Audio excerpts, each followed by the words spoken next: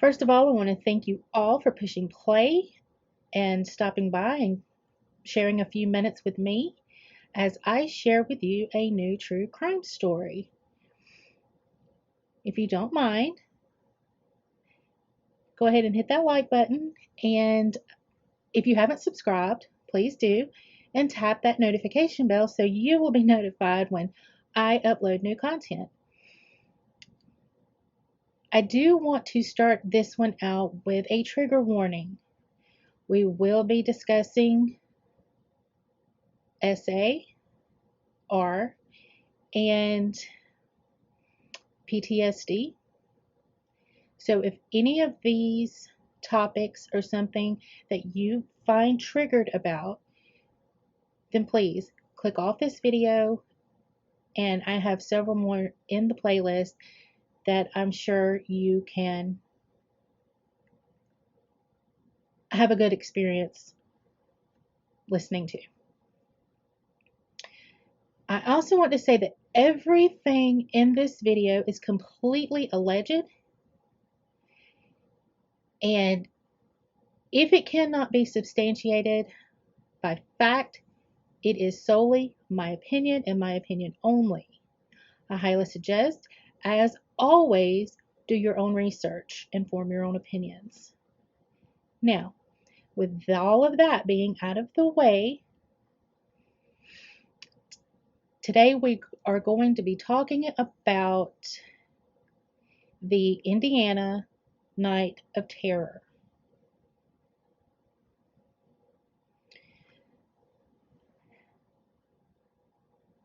So on October the 23rd of 2021, the evening, we're leading into the early hours of October the 24th of 2021, inmates at the Clark County Sheriff's, which ends up being the Michael L., and I hope I'm saying this right, Beecher Adult Corrections Complex.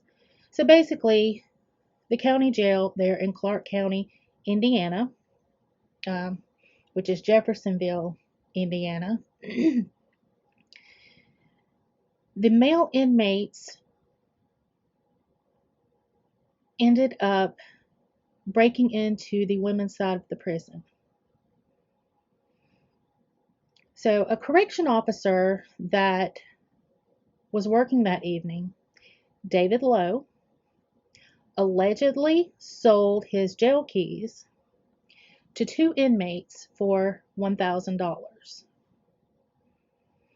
which was the catalyst for the Night of Terror. So like I said, on October the 23rd, leading into the early hours of the 24th, there were several male inmates that used the keys to break into the woman's side of the prison, to the women's pods as they're called. And within a span of 2 hours, there would be more than a dozen women victimized by these male inmates. The men were wearing face masks and blankets to disguise their identity. Some women were AR'd, SA'd, groped, and subjected to male prisoners exposing themselves. Now, of course, lawsuits have been filed, and according to a lawsuit that's been filed against the jail, the jailer, and the sheriff, his name is Jamie Noel, one woman had physical injuries, and this is according to her attorney, William McCall, and he's also the attorney for 20 of the victims. So she had physical injuries. She contracted a venereal disease, and one woman was also impregnated, and she later miscarried. Now, the attorney, William McCall, he said that since she had been in custody for numerous months, there is no chance she was pregnant before she entered the Clark County Jail. My client had a miscarriage in December 2021. Many of these women are now suffering from PTSD, post-traumatic stress disorder.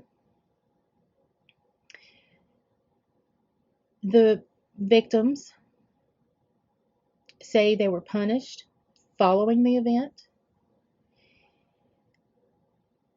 say the lights were kept on for 72 consecutive hours after their dark privileges were revoked. They say that they were placed on lockdown and personal items such as blankets and pillows were taken away.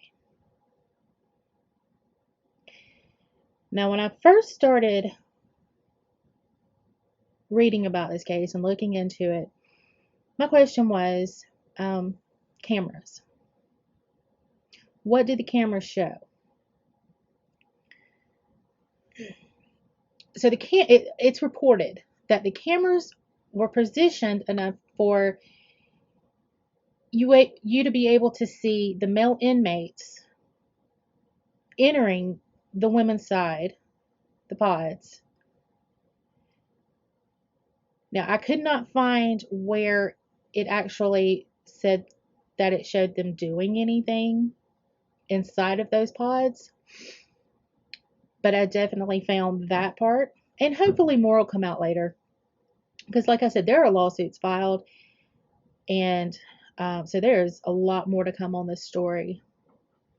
But that being said, even with the cameras being positioned to where you could see the men entering the women's pods. Now, like I said, the cameras showed the men entering the pods. But not one jailer that night came to the rescue of these women. No one came to the aid. And also, it is said that even the locks to the pods were never changed, even though the keys were still missing.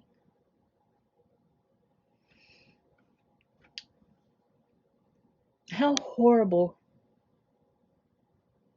could that have been for those women?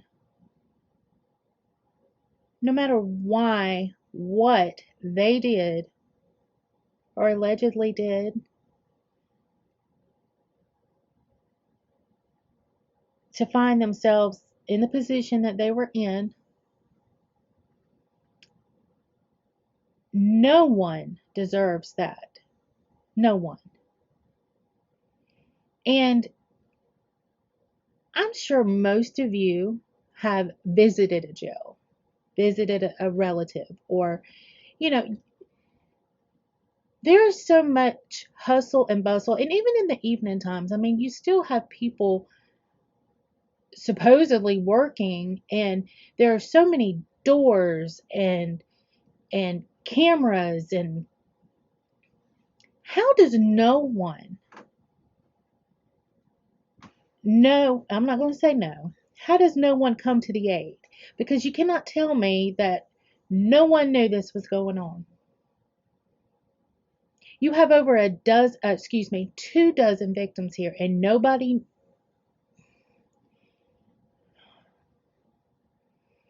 Again, another one that pisses me right off.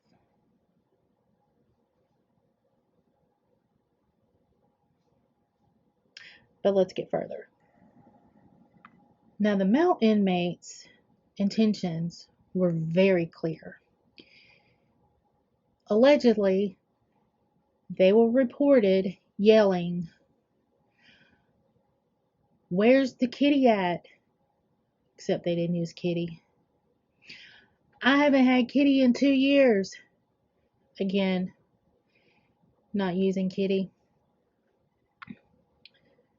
And as of the date of this recording, none of the male inmates have been held accountable, charged, or anything for these assaults.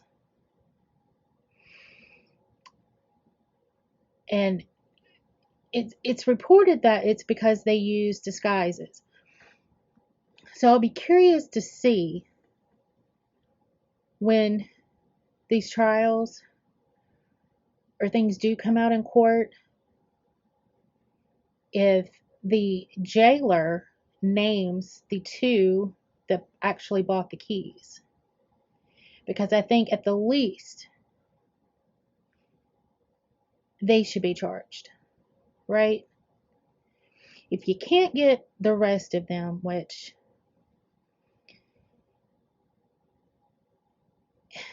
I'm sorry, but even if you're disguising your face, I mean,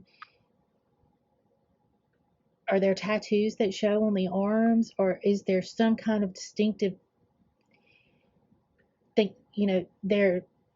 Most of them have, like, or in most jails, I'll say, they have armbands. Can those be digitally enhanced? I don't know. But I'm hoping a lot of this comes out. And also, the correctional officer that sold the keys, David Lowe, he is also allegedly facing other criminal charges. And on October the 25th, he was charged with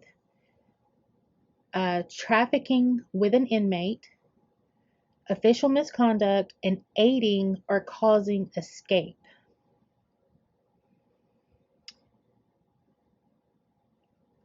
I don't think that one has anything to do with the other, but this is going to be, a few videos in the making as more information comes out. So once I find answers to these questions, I will let you know. And if you come up with good questions and say, well, what about this? What about this? Put them in the comment section below.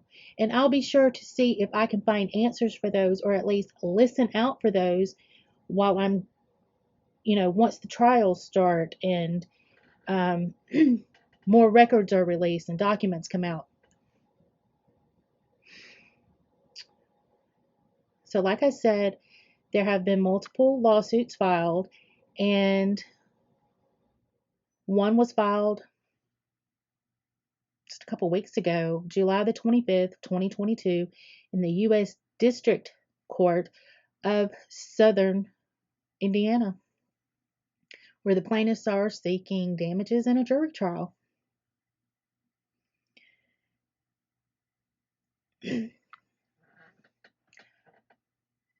How do you feel about this? It seriously made me sick on my stomach. Can you imagine already being locked up? You can't get out, and these jailers and prison guards and, they are there to protect you. No, it's not going to be sunshine and roses in there, but at least, meals, a bed, and you shouldn't have to worry about other inmates coming in from another side because they were sold keys by the jailer, coming in and attacking you. It's wrong on so many levels. Where's the justice for these women? I want to see it, and I want to see it happen, and I want to see this played out, and I want anybody that can be identified, I want them identified. I want their faces plastered everywhere.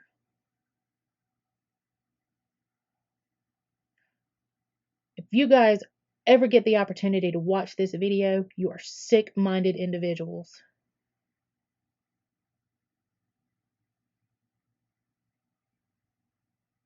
You're disgusting.